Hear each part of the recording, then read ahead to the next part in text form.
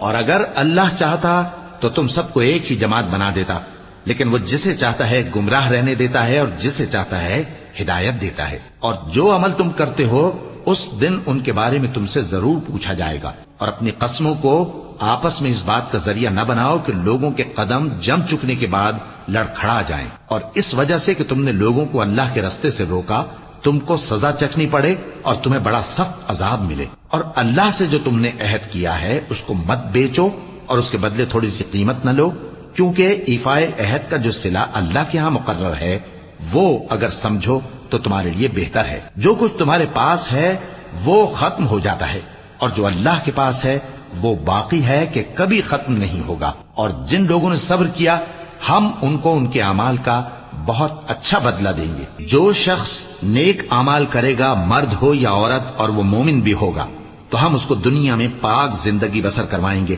اور آخرت میں ان کے اعمال کا نہایت اچھا صلہ دیں گے۔ سو جب تم قرآن پڑھنے لگو تو شیطان مردود سے اللہ کی پناہ مانگ لیا کرو۔ حقیقت یہ ہے کہ جو مومن ہیں اور اپنے پروردگار پر بھروسہ رکھتے ہیں ان پر اس کا کچھ زور نہیں چلتا، اس کا زور انہی لوگوں پر چلتا ہے جو اس کو رفیق بناتے ہیں اور اس کے وسوسے کے سبب اللہ کے ساتھ شریک مقرر کرتے ہیں۔